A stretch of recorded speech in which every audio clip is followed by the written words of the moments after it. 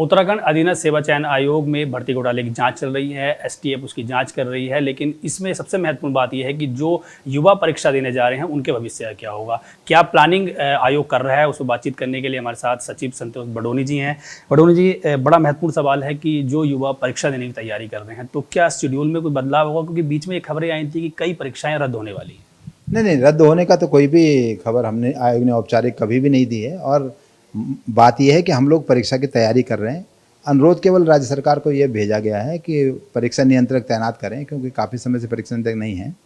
तो वो तैनाती होगी तभी जो परीक्षाओं का जो संचालन होता है, उनकी डेट लगना, उनके बाद जो गोपनीय कार्य है, उससे पहले का जो कार्य है प्री एग्ज़ाम, वो लोग तो हम तैयारी कर ही रहे हैं। और मुझे उम्मीद है कि इसमें ज़्यादा समय नहीं लगेगा। और दिसंबर तक हमने वैसे भी प्रपोज किया था कैलेंडर, तो अब ज़्यादा से ज़्यादा जनवरी फरवरी तक वो जा सकता है। तो यही इसमें फ़र्क है, बाकी कोई फ़र्क नहीं है। कितनी भर्तियां सर अभी हम कराने वाले थे और किस किस विभाग की भर्तियां थी? नहीं, लगभग 3,500 पदों पर भर्ती होनी है। इसमें पुलिस कांस्टेबल सबसे बड़ा एग्ज़ाम है, फॉरेस्ट गार्ड उसके बाद 894 पदों का, 521 के करीब लेखपाल पटवारी हैं, उसके अलावा गन्ना पर्यवेक्षक हैं, साइकिल का कार का 600 का एक री एग्ज़ाम होना है। तो कुल मिला के 3,500 के करीब ये परीक्षाएँ हैं जो हमने करानी है, और हम उसकी तैयारी कर रहे हैं लगातार। और जैसे परीक्षा नियंत्रक भी आएंगे तो उनसे बातचीत करके और उनसे समन्वय करके हम कैलेंडर फिर जारी करेंगे। सर, जो चीज़ चल रही है, जांच चल रही है, कई तरह के आयोग पर सवाल खड़े हो रहे हैं, कुछ प्रभाव उन चीज़ों का इन परीक्षाओं पर पड़ेगा या आयोग पर कुछ प्रभाव पड़ रहा है, या आप बिल्कुल स्मूथली अपना वर्क कर रहे हैं? कुछ भी नहीं है उसका प्रभाव, ना तो हम पे पढ़ना चाहिए ना पड़ रहा है, और हम तो अपना काम कर रहे हैं। और बस ये है कि इससे हमें जो अनुभव मिला है, ज्ञान मिला है, उससे हम इम्प्रूवमेंट की कोशिश कर रहे हैं। जैसे हमने नया कानून एक बनाया है इसी बीच, तो वो काम हम नए कर रहे हैं। 2 टियर एग्ज़ाम का हमने सोचा है, जो राज्य सरकार के निर्णय के बाद हम शुरू करेंगे। तो वो सब हम इम्प्रूवमेंट की कोशिश कर रहे हैं, क्योंकि ये एक ऐसे काम जब है, ये दुर्भाग्यपूर्ण होती हैं ऐसी घटनाएं, लेकिन लर्निंग के लिए ज़रूरी होती हैं। और लर्निंग हमारी उससे हम जो हम अनुभव ले सकते हैं, उससे हम जो सीख ले सकते हैं, उसके बारे में हम कार्य कर रहे हैं। बाकी सारा काम हमारा स्मूथ चल रहा है।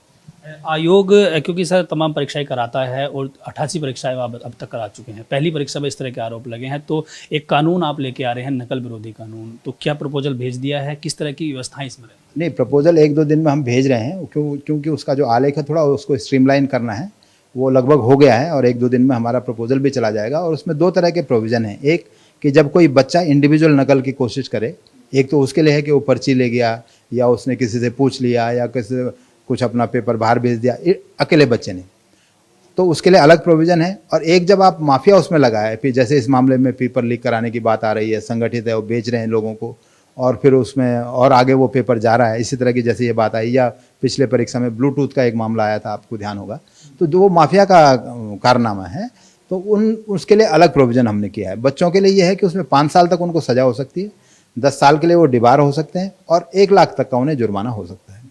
जब ये माफिया या आयोग का कोई व्यक्ति या कोई और जो दायित्वधारी है परीक्षा का, वो इसमें जुड़ा रहता है और वो नकल के मामले में आता है या परीक्षा केंद्र आता है, तो उनके लिए अलग इसमें प्रोविज़न है। उसमें 10 करोड़ तक उन्हें जुर्माना हो सकता है, उनके 10 साल तक की सज़ा हो सकती है। अगर उन्होंने इससे कोई संपत्ति बनाई है तो वो संपत्ति कुर्क हो सकती है। तो इस तरह के स्ट्रिंजेंट प्रोविज़न उसमें रखे हैं, जो अभी तक, क्योंकि ये नकल के लिए 120 भी और 420 तरह के प्रोविज़न हैं जो बेलेबल हैं। तो अब जो बेलेबल उसको नॉन बेलेबल किया गया है और अशमनीय किया गया, माने वो दंड वो माफ़ नहीं कर पाएंगे। जो दंड उनको मिल जाएगा वो मिल जाएगा, तो दंड का शमन नहीं हो पाएगा। तो उस तरह के प्रोविज़न किए हैं। तो मुझे उम्मीद है कि इससे जो है थोड़ा डिटरेंट होगा ऐसे लोगों के लिए जो इसमें जुड़े रहते हैं और आसान समझते हैं नकल कराना, उनके लिए थोड़ा कठिन काम होगा। क्योंकि सर इंडिपेंडेंट बॉडी है, आयोग अपने हिसाब से अपना वर्क करता है। जिस तरह की चीज़ें अभी आयोग पर ये हुई हैं और आयोग पर सवाल खड़े हो गए हैं, तो आपको लग रहा है कि इन आयोग के विश्वास के लिए कुछ उचित कदम उठाना बहुत ज़रूरी है? बहुत ज़रूरी है। और जैसा मैंने कहा कि बड़े काम जैसे 2 टियर परीक्षा है, नया कानून हम प्रपोज कर रहे हैं राज्य सरकार, उसके अलावा हमारा इंटरनल अरेंजमेंट भी हमको सुधार करना पड़ेगा। अपने सेवा प्रदाताओं के साथ कैसा अरेंजमेंट करना है उसको ठीक करना पड़ेगा। और जहाँ तक इस मामले में संलिप्तता का बात है, तो अभी तक तो हमारी जानकारी में कोई ऐसी बात नहीं आई कि आयोग का कोई भी कर्मचारी इसमें था। और आगे बाकी बातें जांच में सामने आ जाएंगी। जांच हमारी भी चलेगी, सबकी चलेगी, कौन था कौन नहीं था सब सामने आ जाएगा। तो मैं समझता हूँ कि जांच अच्छी हो जाए तो वही आयोग के लिए भी एक प्रमाण पत्र होगा कि आयोग इसमें नहीं था, और जो माफिया हैं उनको सज़ा मिलेगी। तो अभी सर एसटीएफ जो जांच कर रही है, आपका सहयोग उनको मिल रहा है, आप पूरा सहयोग कर रहे हैं? लगातार कर रहे हैं। जब से हमने FIR कराई है तब से लेके, और उससे पहले भी हमने उनको सूचना का आदान प्रदान किया, एफआईआर करने से पहले भी हमारी बातचीत चलती रही है। और अभी भी जो जानकारी मांग रहे हैं, हमारा काम इस समय यही है इस जांच के बारे में कि हम उनको जो भी सहयोग है, जो भी जानकारी है, हम तत्परता से दें जिससे जांच फटाफट, और आपने देखा होगा इसीलिए जांच इतनी तेज़ी से भी चल रही है, तो इसमें हमारा भी सहयोग है। सर, अंत में आप उन युवाओं के लिए क्या मैसेज देंगे जो तैयारी कर रहे हैं, या जो लोग अभी भी ये सोच कर चल रहे हैं कि आयोग पर इस तरह पर माफिया हम दबाव बना सकते हैं, इंचर कर सकते हैं, युवाओं के लिए खासकर क्या मैसेज आपका जो तैयारी कर रहे हैं परीक्षा? हाँ, जो सीरियस कैंडिडेट हैं, खासतौर से जो इतने कैंडिडेट हमारी परीक्षाओं में निकल चुके हैं, वो जानते हैं कि हमने 5 साल में क्या इंप्रूवमेंट किए हैं, कितने सारे काम किए हैं जो एग्ज़ाम अच्छा से हो।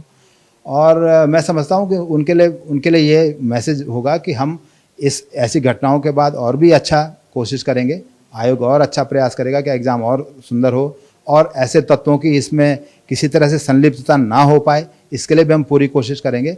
और एग्ज़ाम्स उनके लिए ये भी मैसेज है कि वो खुद भी शुचिता बरतें, और अगर ये कानून आ जाता है तो उन बच्चों के लिए भी बहुत बड़ी सज़ा हो सकती है और बहुत कठिनाई हो सकती है जो इसमें खुद लिप्त हो जाते हैं, क्योंकि बच्चों से ये शुरू होता है, जो पैसे लेके नौकरी के लिए घूम रहा है उसी से ये मामला शुरू होता है।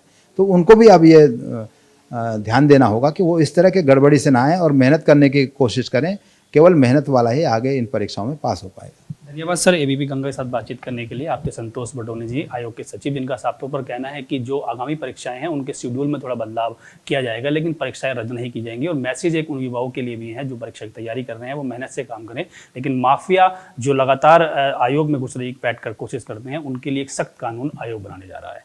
देहरादून से अपने सहयोगी महमद रावत के साथ पंकज राणा, एबीपी गंगा।